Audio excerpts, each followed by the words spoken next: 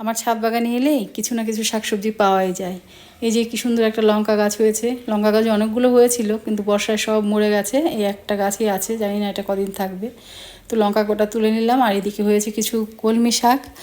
আজকে কলমি শাকটা নেব না, নেব একটুখানি পাট শাক। প্রচুর পাট শাক হয়েছিল, সে গাছগুলো সব আমি তুলে দিয়েছি আর দুটো তিনটে গাছ রেখে দিয়েছি। এই কদিন পর পর অনেকগুলো করে ডগা হয়, তাতে আমাদের হয়ে যায়। আর ওইদিকে বাজারে গেছে, দেখি কি আনে। আর প্রচুর রোদ হয়েছে এখন, তো গাছপালা বৃষ্টির পরে এত রোদ, এখন এগুলোকে আবার একটু যত্ন করতে হবে, সার টার দিতে হবে আর কি। বাজার থেকে চলে এসছে, নিয়ে এসছে একটা তাল, তারপর নিয়ে এসে চাল কুমড়ো, শসা, আরও কী নিয়ে এসছে। তো সেগুলোকে সব ধুয়ে পরিষ্কার করে এখন এগুলোকে জল ঝরাতে দিয়ে তারপর শাকগুলো ধুয়ে কেটে নিয়েছি। আর রান্না করব হলো আজকে খোলসে মাছ। আরও 2-3 রকমের মাছ এনেছে, সেগুলো রেখে দিলাম ধুয়ে। আর এই খোলসে মাছটাই নিলাম, এটাকেও খুব হালকা পাতলা করেই রান্না করব।